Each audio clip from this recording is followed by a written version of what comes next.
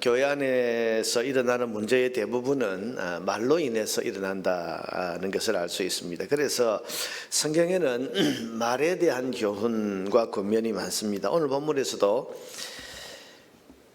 바울은 디모데에게 교회 안에서 말다툼을 하지 말라, 그렇게 엄중히 경고하라, 그렇게 말하고 있습니다. 오늘 본문 14절에 보니까 너는 그들로 이 일을 기억하게 하여 말다툼을 하지 말라고 하나님 앞에서 엄히 명하라. 말다툼을 하지 말라고 엄히 명해라. 그런데 14절에 보니까 그 말다툼하는 사람들에게 뭐라고 하면서 경고하라고 하는가 하면 이 일을 기억하게 하여 말다툼을 하지 말라고 하나님 앞에서 엄히 명하라고 했습니다. 이 일을 기억하게 하여라고 했는데 이 일이 뭡니까? 무엇을 기억하게 해서 말다툼하지 못하게 하라는 겁니까? 그것은 어제 보았던 그 본문, 우리 오늘 읽은 본문 앞에 나오는 그 내용, 우리가 주와 함께 죽으면 또한 함께 살 것이요 참으면 왕노릇 할 것이다 하는 그 내용입니다. 11절부터 나오죠. 미쁘다 이 말이여 하면서 이 말이여 뒤에부터 나오는 우리가 나온 얘기는 초대교회가 즐겨 불렀던 찬송 가사 아니면 시 이런 어떤 내용이라고 했죠. 우리가 주와 함께 죽었으면 또한 함께 살 것이요 참으면 또한 함께 왕노릇 할 것이다. 이걸 기억하게 해서 말다툼을 하지 못하도록 엄중히 경계하라, 그런 말입니다. 자, 여러분, 말다툼이란 것은 결국 어디서 나옵니까? 자기가 옳다는 것을 밝히려고 하다가 말다툼이 일어나는 거고, 자기가 남보다 더 낫다는 생각에서 나오는 것이 말다툼입니다. 이런 말다툼하는 것을 가만히 보면 우리도 말다툼 할 때가 있지만 결국은 내 말이 맞다, 내가 옳다, 그것 때문에 서로 싸우는 거예요. 말다툼이 일어나는 거예요. 또 그 마음속에는 내가 남보다 더 낫다, 당신보다 더 낫다, 그래서 가르치려고 하다가 서로 말다툼이 일어나는 겁니다. 다시 말하면 내가 살아서 남을 이겨보겠다고 하는 것이 말다툼의 결과로 나타나게 되는 겁니다. 그래서 이 일을 기억하게 하라, 그렇게 말합니다. 서로 옳음을 증명하려고 해서는 끝이 안 납니다.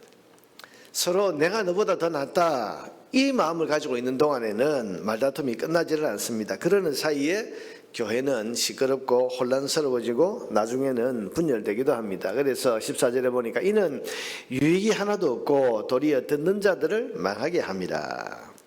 본인들도 유익이 없고 듣는 자들도 망하게 하는 것이 이 말다툼이다.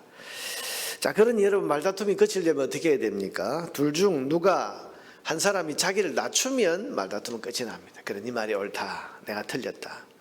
자기를 낮추면. 또 하나는 둘 중 하나가 자기를 죽이고 물러나면, 자기 속에 있는 내가 너보다 더 낫다고 하는 이 교만한 마음을 내려놓으면 말다툼은 끝이 나게 되어 있는 겁니다. 그래서 이 일을 기억하게 해서 말다툼하는 사람 결국은 서로 교만하기 때문에 말다툼을 하는 거고, 서로 자기가 옳다는 것을 밝히고 다른 사람이 어떻게 되든지 교회에 어떻게 되든지 관계없이 내가 옳다는 것만 드러내려고 하기 때문에 말다툼이 일어나는 겁니다. 그러니 둘 중 하나가 자기를 낮추면, 그러면 말다툼이 그치고, 또 자기 안에 있는 이 교만한 마음을 내려놓으면, 그러면 그치게 됩니다. 그런데 주님의 교회에서는 누가 이긴 거냐 하면 자기를 낮추는 사람을 주님이 높여주시고, 또 자기를 죽이고 물러나는 사람을 주께서 이겼다고 손들어 주시기 때문에, 그러므로 우리가 이 일을 기억하게 하여 우리가 주님과 함께 죽으면 살 것이다, 우리가 참으면 주님과 함께 왕노릇 할 것이다, 이 말을 잘 기억을 해서 사람들에게 말다툼을 하지 못하게 하라. 오늘 이 마이크 볼륨 너무 좀 이상, 조금 더 올려보세요. 말하는데 조금 힘듭니다. 그래서 이 일을 기억하게 해서, 이 일을 기억해서 다른 사람들에게 말다툼을 하지 못하게 하라, 그렇게 말하는 겁니다. 여러분, 주님의 교회에서는 자기를 낮추는 사람이 잘하는 사람이고 자신을 죽이는 사람이 이기는 사람입니다. 그러므로 주님 닮은 겸손이 있을 때 말다툼이 그치게 되는 것입니다. 둘째로 말 가운데는 단순한 말다툼이 아니고 악한 종량 같은 말이 있다고 했습니다. 16절에서 18절에 보면 망령되고 헛된 말을 버리라. 그들은 경건하지 아니하며 점점 나아가나니 그들의 말은 악성 종량이 퍼져 나감과 같은데 그 중에 후메네오와 빌레도가 있느니라. 이 악성 종량과 같은 말, 교회 안에서 악성 종량처럼 쭉 퍼져 나가는 그런 해로운 말이 뭔가 하면 18절에 보니까 진리에 관하여는 그들이 그릇되었도다. 진리에 대해서 지금 악성 종량 같은 잘못된 말을 퍼뜨린다 그 말이죠. 그 내용이 뭔가 하면 부활이 이미 지나갔다 함으로 어떤 사람들의 믿음을 무너뜨리느니라. 이게 뭔가 교회 안에 있는 이단 사상 같은 그런 말입니다. 여러분, 이런 사람들이 교회에는 언제든지 있을 수 있습니다. 그래서 오늘 바울은 이 디모데에게 악성 종량 같은 이런 이단 사상을 퍼뜨리는 이런 말들을 하는 사람, 이런 사람들, 대표적으로 후메네오와 빌레도라고 하는 두 사람이 아마 이 에베소 교회에서 그런 그 악성 종량 같은 이단 사상, 부활이 이미 지나갔다, 아니 예수님 성령이 오심으로 벌써 부활은 끝났다, 그렇게 초대교회는 그런 사람들이 있었습니다. 예수님 육신으로 다시 부활하는 것이 아니고 성령으로 오셨기 때문에 이미 부활했다, 그렇게 해서 부활이 이미 지나갔다, 이렇게 말하는 이런 이단 사상들이 있었는데 그런 말을 퍼뜨리고 있었던 것 같습니다. 여기에 대해서는 어떻게 하라고 합니까? 이런 사람들이 교회 안에 항상 있을 수 있기 때문에 목회자는 항상 말씀을 잘 분별하고 있어야 된다고 말합니다. 15절에 보니까 너는 진리의 말씀을 옳게 분별하며 부끄러울 것이 없는 일꾼으로 인정된 자로 자신을 하나님 앞에 드리기를 힘쓰라. 여러분, 악성 종량 같은 이런 이단 사상에 대한 대처는 바른 말씀을 교회 안에 더욱더 견고하게 세워가는 겁니다. 교회가 여러분 진리로 바르게 잘 무장되어 있으면 이단이 들어올 틈이 없죠. 이단 사상이 퍼져나갈 틈이 없는 겁니다. 그런데 교회가 혹은 또 목회자가 말씀을 잘 분별하지 못하고 말씀에 대한 진리를 잘 세우지 못하면, 그러면 그 교회는 악성 종량 같은 것이 점점 퍼져서 어려워지게 되는 겁니다. 그러면 목회자는 항상 바른 말씀에 대한 갈증을 가지고 있어야 되고 말씀을 연구하고 있어야 되고 바른 진리를 교회 안에 바르게 잘 가르칠 준비를 하고 있어야 됩니다. 그래야 악성 종량 같은 이단 사상을 물리치고 교회와 성도들을 보호할 수가 있는 것입니다. 셋째로 목회자는 바른 말씀에 대한 연구뿐 아니라 삶과 사역에도 깨끗함을 유지해야 한다고 권면합니다. 그래야 주님께 쓰임을 받을 수가 있습니다. 20절에서 21절을 보니까 큰 집에는 금그릇과 은그릇뿐 아니라 나무그릇과 질그릇도 있어 귀하게 쓰는 것도 있고 천하게 쓰는 것도 있나니 그러므로 누구든지 이런 것에서 자기를 깨끗하게 하면 귀히 쓰는 그릇이 되어 거룩하고 주인의 쓰심에 합당하며 모든 선한 일에 준비함이 되리라. 지금 바울이 그릇 이야기를 하고 있습니다. 큰 집, 부잣집에는 금그릇도 있고 은그릇도 있고 나무그릇, 질그릇, 많은 종류의 그릇이 있지만 주인이 어떤 그릇을 쓰느냐. 여러분, 우리가 재료가 좋은 금그릇이라고 주인이 쓰는 게 아니고 오늘 본문에 보니까 누구든지 자기를 깨끗하게 하면 주인의 쓰심에 합당하다.